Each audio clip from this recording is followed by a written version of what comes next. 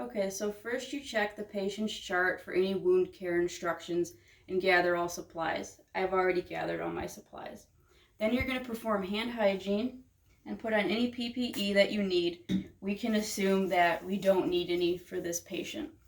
So then you're going to go into the room and identify the patient. Mr. Jones, can I please see your ID band? It'll say his name and his date of birth. And then we're going to make sure that he doesn't need any analgesics if he's in pain. And then we're going to make sure that he's comfortable and he's at a good working height. And when we do that, we're going to go ahead and also explain to the patient what you're doing. Cover up the areas that you're not doing wound care on. Only the wound should essentially be exposed. And put an absorbent pad right here. All right, and then you're ready to start taking off the bandage. So do put gloves on. This is a clean procedure so far. It's not sterile.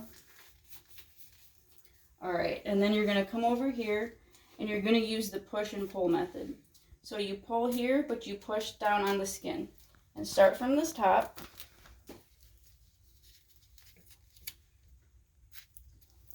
Push and pull.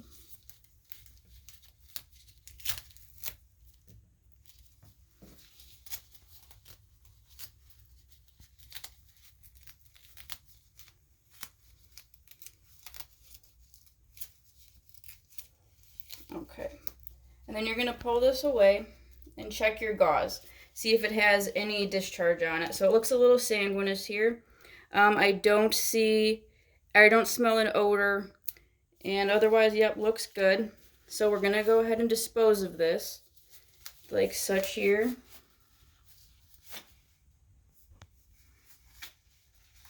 All right, and then throw it in our waste receptacle. All right. And we are going to glove up one more time because we're going to be measuring the wound. But first we take a look at it. It looks like about a stage 3 or stage 4 to me.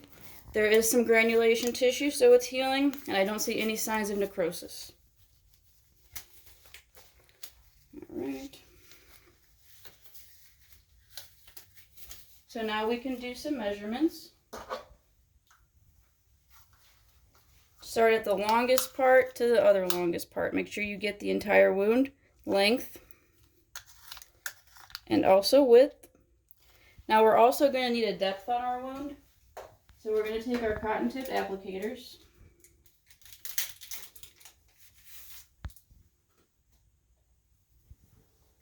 and put it in the deepest part of the wound you see. Also note any tunneling or anything like that at this point. Okay, so pull it out. It's about that deep. Use your tape measure, and then you know how deep your wound is. All right. So now you can go ahead and set up your sterile field and get ready to begin the procedure. So you start by taking your sterile drape and only grab it by the corner. Hold it away from your body. Do not let it touch anything else. And there's only a 1-inch margin that you can grab when using it. Okay. So now you can start adding things to your sterile field. And open things away from your sterile field.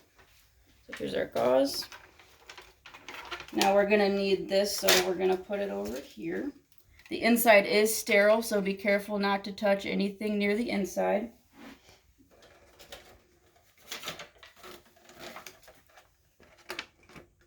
I'm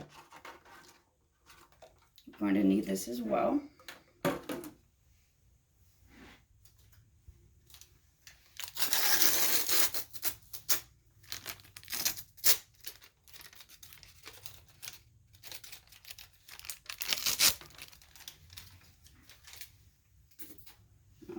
And we'll also put the pad on here as well.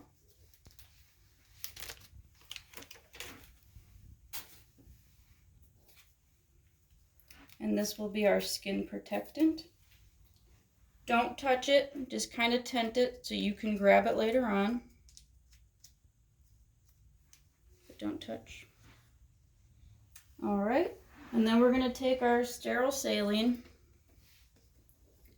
and we're going to pour it in here. And this will be for later when we pack the wound. All right. So now we do put our sterile gloves on.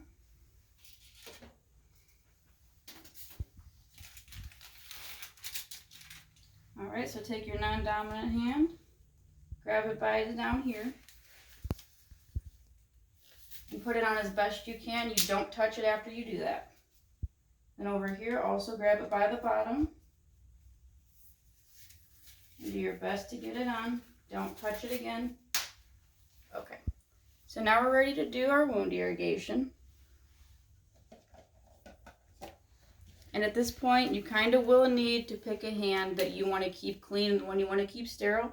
I'm going to keep my dominant hand sterile. So go ahead and grab some sterile saline. Okay. And then with your clean hand, you're going to put this underneath the wound. And your sterile hand, you're going to irrigate it back and forth. Steady stream. And make sure it runs clean. Do a little bit more. You want to keep doing this until it runs completely clean. Maybe a tad bit.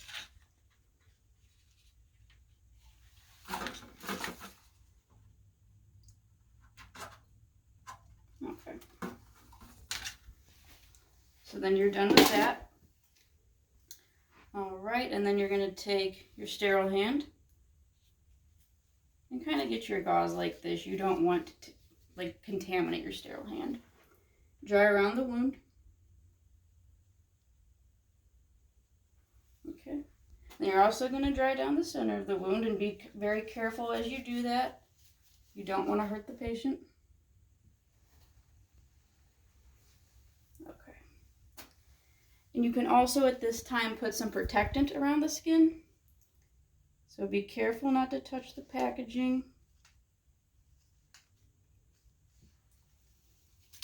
You can shake it. All right, and then also kind of tent this like that so your sterile hand does not get contaminated. And at this time, you would also put any medication that you needed to put on for the patient. All right, so at this point, you can go ahead and start packing the wound. We're gonna use our sterile hand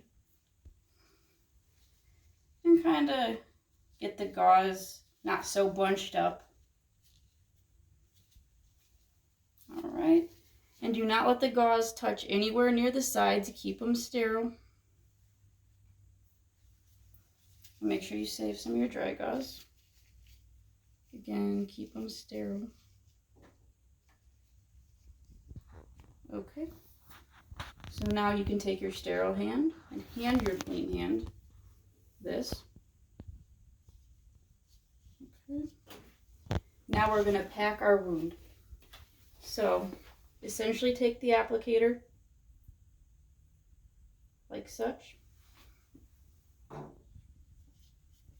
And do squeeze the saline out. This one's a little heavy with that, so we'll squeeze it out. Make sure it's not too bunched up. Okay, we'll pack the other side of this wound. Okay, dispose of that. So this is now pretty much a clean procedure, but I'm still going to take my sterile hand, put some gauze over here.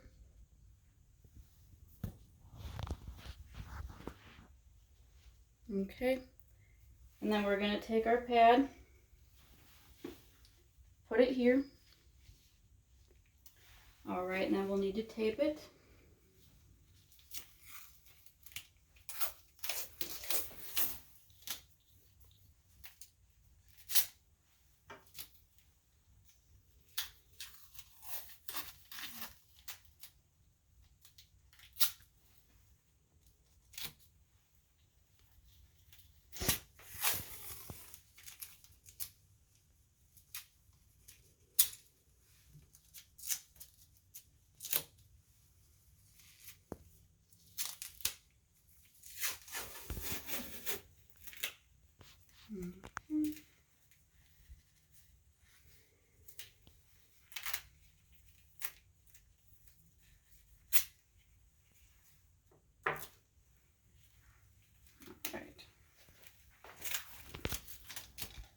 So we'll tape our dressing down.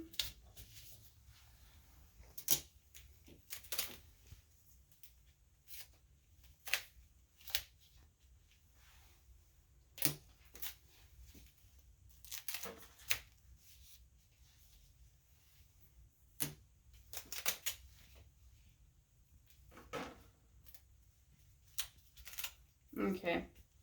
And then we can take our sterile gloves off at this point. And we would also now remove our PPE, and we're going to perform hand hygiene again. Now make sure you put the date and the time on the bandage so nurses know when they come in how long it's been. And also make sure you check on it during your shifts in case it needs to be changed multiple times. And that's how you do sterile wound dressing.